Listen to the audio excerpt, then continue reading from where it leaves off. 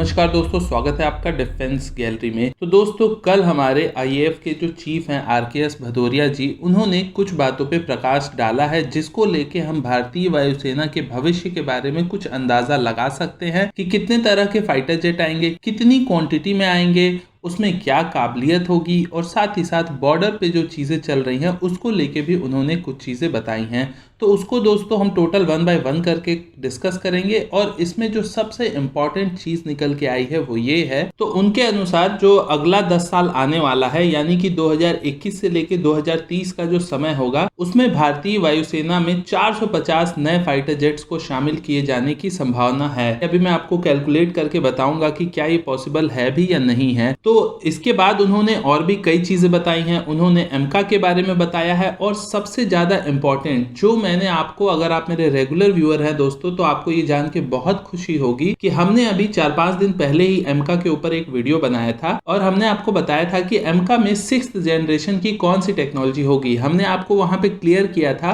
कि एमका में laser weapon का यूज किया जाएगा, पर वो लेजर वेपन किसी दूसरे फाइटर जेट को मारने के लिए नहीं होगा। वो laser weapon missile defence system की तरह काम करेगा, यानी कि जब कोई फाइटर जेट या कोई एयर डिफेंस सिस्टम आपके ऊपर मिसाइल छोड़ता है तो आप अपने लेजर वेपन से उस मिसाइल को ध्वस्त कर सकते हो। ये हमने अभी 4-5 दिन पहले ही डिस्कस किया था, और यहाँ देखिए आप, आज की डेट में आईएएफ चीफ ने उसी बात को कहा है। तो हमें खुशी है कि डिफेंस गैलरी पे जो चीजें आपको बताई जा रही हैं वो चीज डिट्टो आगे न्यूज भी बन जा रही है। जो हमारी स्पेकुलेशन थी वही चीज आगे न्यूज बन गई। तो ये आपके लिए भी, अगर आप डिफेंस गैलरी के रेगुलर व्यूअर हैं, तो ये काफी ज्यादा अच्छी बात है कि आप जो देख रहे हैं वो सही देख रहे हैं। खैर, उन्होंने जो बातें बताई उसमें कुछ चीजें हैं, जैसे कि एमका का जो ईटी, जो इकोनॉमिक टाइम ने रिपोर्ट किया है, उनके अकॉर्डिंग एमका का जो फ्लाई है वो पहला फ्लाई हो जाएगा 2027 तक। अब यहाँ देखिए 2024-25 तक पहले बात चल रही थी, लेकिन अब 2027 तक इसकी फर्स्ट फ्लाइट जाती हुई दिख रही है। लेकिन मैं सच कहूं ईमानदारी से, तो मुझे 2024-25 पॉसिबल नहीं लगता है। पर्सनली मुझे भी ऐसा लगता है कि 2027 तो हो ही जाएगा, और ये हमारे जो इसकी फुल प्रोडक्शन शुरू होगी वो 2030 के ही आसपास, या 31-32 भी जा सकते हैं हम। तो इतना आप समझ लीजिए, इतना तो होगा ही होगा, ये मुझे ऐसा लगता है। खैर, एमका के बारे में आईएएफ चीफ ने बताया है जो 2 इंपॉर्टेंट चीज, वो ये है कि एमका के लगभग भारतीय वायुसेना 140 से 150 जेट खरीदेगी। हालांकि यहाँ पे टोटल 7 स्क्वाड्रन की ही बात की गई है। आईएएफ चीफ के अकॉर्डिंग जो एमका के पहले 2 स्क्वाड्रन होंगे वो इंपोर्टेड इंजन लगेंगे। जहां तक है अमेरिकन इंजन ही लगेगा, क्योंकि भारत पहले से ही जनरल इलेक्ट्रिक्स के इंजन को तेजस में यूज करता है। तो इसका मतलब कि 2 जो आएंगे वो जनरल इलेक्ट्रिक्स के ही ज्यादातर चांस है। इंजन के साथ 2 स्क्वाड्रन यानी कि 36 एमका बनेंगे, और जो रिमेनिंग 5 स्क्वाड्रन होंगे वो हमारे खुद के इंजन के साथ भारतीय वायुसेना में आएंगे।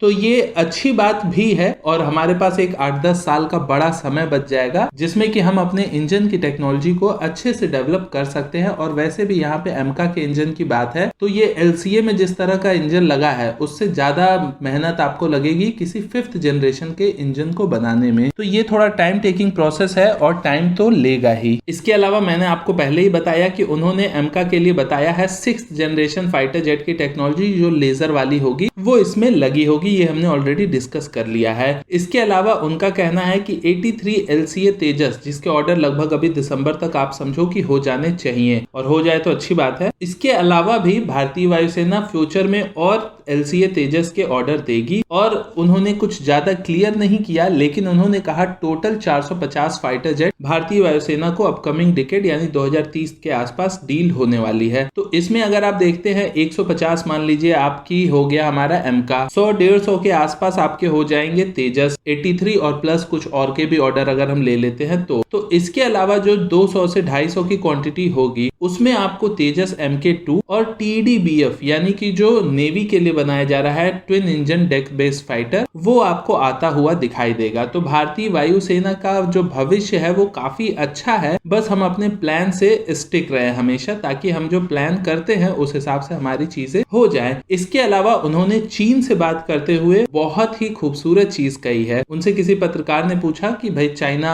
आपको पता होगा कि चाइना पाकिस्तान से मदद ले रहा है, तो इस पे आपको क्या कहना है। तो उनका कहना ये था कि अगर चीन जैसे देश को पाकिस्तान से मदद लेना पड़े भारत के खिलाफ तो इसमें मैं क्या ही कहूं। यानी कि आप ये समझिए, अगर चाइना इस हद तक चला गया है कि उसको पाकिस्तान जैसी कंट्री की मदद मदद लेनी पड़ रही है, तो फिर चाइना क्या ही लड़ाई करेगा। आप खुद सोच के देखिए, जिसको पाकिस्तान की मदद की जरूरत पड़ जाए, भाई मदद भी आप ले रहे हो तो किसी अच्छे देश से लेते। क्या आप खुद को सुपर पावर कहता है चाइना, और सुपर पावर जाएगा पाकिस्तान से मदद लेने, मतलब ये तो हद ही हो गई। तो इसके लिए उन्होंने ज्यादा कुछ कहा नहीं और ये काफी अच्छा जवाब था। इसके अलावा चाइना के पॉइंट पे उन्होंने कहा है काफी अच्छी चीज कि ऐसा कोई भी कॉन्फ्लिक्ट सिनेरियो नहीं हो सकता है जिसमें कि चाइना भारत से आगे हो जाए। तो ये अपने आप में काफी बड़ा स्टेटमेंट है। चाहे आप वायुसेना को देखिए या हमारी नेवी को देखिए या हमारी आर्मी को देखिए, सबको मिला के उन्होंने कहा है कि किसी भी सिनेरियो में चाइना जो है वो हमसे बेटर नहीं हो सकता। तो चाइना के पास अपर हैंड नहीं है, इसका ये मतलब हुआ। तो ये सबसे बड़ी बात है और ये इंपॉर्टेंट चीज है। इसके अलावा उनका कहना था कि जो सुखोई 30 MKI फाइटर है, इसके लिए आप लोगों ने भी कई बार पूछा था कि इसको अपग्रेड किया जाना था। तो उनके अनुसार जो उन्होंने बताया कि अपग्रेड का प्रोसेस चल रहा है। अब ये प्रोसेस देखिए दोस्तों, कोई ऐसा प्रोसेस नहीं है जो हमें आपको हर बार न्यूज में पता चलेगा। जैसा कि MiG-29 में हुआ, MiG-29 UPG स्टैंडर्ड में कब अपग्रेड हो गए ये हमें आपको पता ही नहीं चला। वैसे ही सुखोई 30 भी उन्होंने कहा कि इन प्रोसेस है, और इन प्रोसेस है का मतलब आप समझिए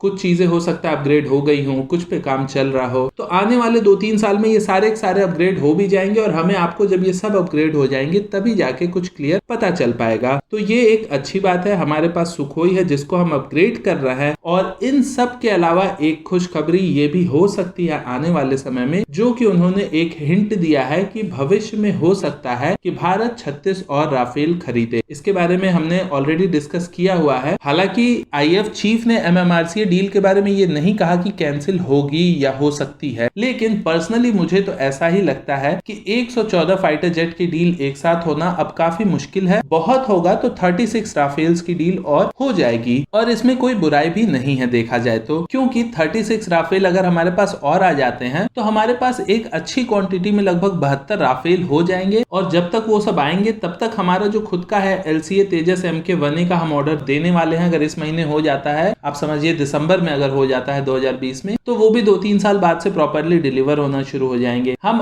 MK2 पे हमें ज्यादा समय नहीं लगेगा अगर हम प्रॉपरली काम करें। तो MK2 अगर हम डेवलप कर लेंगे तो हम उससे ऑर्डर करेंगे, फिर हम बाकी क्यों कोई और फाइटर जेट खरीदेंगे। हालांकि आज की ही न्यूज ये भी है कि जो लॉकहीड मार्टिन है उनका भी ऑफर मैंने आपको 2-3 दिन पहले बताया था। उन्होंने भी दोस्तों इंडियन एयरफोर्स को ट्विटर पे टैग करके अपने फाइटर जेट के बारे में बताने की कोशिश की है। तो लॉकहीड मार्टिन काफी पुश कर रहा है और उनके जो शर्त है वो सारे तभी फुलफिल हो पाएंगे जब भारत 100 फाइटर जेट एक साथ खरीदे, जो कि काफी ज्यादा मुश्किल लग रहा है। और जब हम तेजस MK2 खुद डेवलप कर रहे हैं तो फिर लॉकहीड मार्टिन का F-21 मेरे हिसाब से उतना लेना ठीक नहीं रहेगा। आपका क्या कहना है? अपने सुझाव को भी कमेंट सेक्शन में जरूर बताएगा। मैं मनीष मिलता हूं आपसे अगले वीडियो में। नमस्कार, जय हिंद।